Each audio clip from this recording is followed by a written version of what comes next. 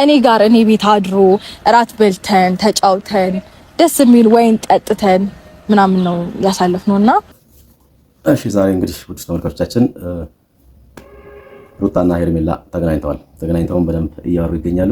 ሩታ እንግዲህ ስለ አብርሃም ያው ያለችውን ነገር ትልቁን ሚስጥር አፈነደዋለሁ ብላም ጭምር ያው ለሄርሜላ እያሳየቻት ይገኛል።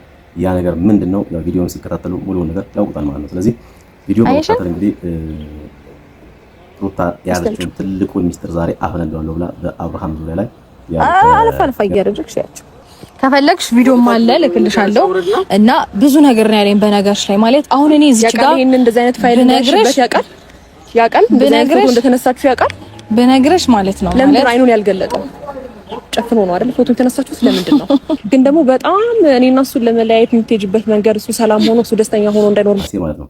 ምክንያቱም ሰው ከገበያው ጋር ከባለቤቱ ጋር የፈለገውን ሊያደርግ ይችላል፣ እንዳስፈለገው ሊሆን ይችላል። አጋጣሚ ሆኖ በሆነ ሰዓት ላይ አጣልተዋል፣ መታረቃቸው አይቀርም። ስለዚህ ተጣልተው ደግሞ ይቀራሉ ማለት አይደለም። በዚህ አጋጣሚ የገባቸው ሄርሜላ እንግዲህ ከሩታ በላይ በአብርሃም ላይ ፈላጭ ቆራጭ እንድትሆን የተሰጠ እድል እኔ በጣም በተለይ በአሁኑ በመጨረሻው ሰዓት ላይ ምን ታስበው እንደሆነ ግራ የሚያጋባ ነው። ለማንኛውም ቤቱን ሰብስክራይብ አድርጋችሁና ቤተሰብ ናችሁን በጣም እናመሰግናለን። ቤቱን ሰብስክራይብ ያላደረጋችሁ ደግሞ ሰብስክራይብ ማድረግ እንድትጀምሩ እናሳስባለን። ላይክ ሼር ማድረግ እንዳትረሱ ለሌሎች እንዲደርስ ማለት ነው። ስለዚህ ዛሬ እንግዲህ ትዝብቴ በጣም የሆነ ግራ የሚያጋባ መታዘብን የታዘብኩት ምክንያቱም ሩታ የአብርሃም ህጋዊ ባለቤቱ ናት። ከህጋዊ ባለቤቱ ጋር ቢተኛ ራቁትም ቢሆን ምን ቢል ምንድነው ችግሩና ኃጢያቱ? አሁን ለሄርሜላ ሩታም እንደዚህ ብላ በዛ ነገር በዛ ትልቅ መረጃ ነው ብላ ማቃረቷ ራሱ የሆነ ለራሷ ሩታ በአሁኑ ሰዓት ለራሷ እየሰጠች ያለው ቦታ እኔ በጣም ዝቅ እያለብኝና ከሩታ የማልጠብቀው ነገር እየሆነ ነው እያገኘሁት ያለሁት። ምክንያቱም ሩታና አብርሃም ጣልተዋል የሆነ ሰዓት መታረቃቸው አይቀርም። ታርቀውም ባለታረቁ ወደ ትዳራቸው መመለሳቸው አይቀርም። ስለዚህ ከውድ ባሏ ጋር ነው የተኛችው ሩታ። ስለዚህ ይሄን ነገር ልክ በአብርሃም ላይ መረጃ እንደያዘ ሰው ሆኖ ለሩታ ይሄን ነገር እንደዚህ ያደርጋለሁ ምናምን ማለት ነው የሆነ መጃጃል ሆኖ ነው እኔ የታየኝ በእውነት። ምክንያቱም ከሩታ ይሄን ስለማልጠብቅ ማለት ነው። ባለመብቷ ሩታ ናት።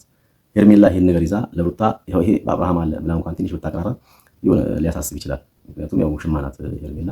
ስለዚህ ከውሽማ ጋር መተኛት ወይም ከውሽማ ጋር ያልሆነ ነገር ማድረግ ነው እንጂ አሳሳቢው ከባለቤቱ ጋር ሰው የፈለገውን ነገር ሊያደርግ ይችላል። ስለዚህ ሄርሜላ ባለመብት ሆናለች። ሩታ መብት አልባ ሆና በገዛ ባሏ እንግዲህ መረጃ ይዣለሁ ብላ ለሄርሜላ እያለች የምትገኝበት ሰዓት ላይ ደርሰናል።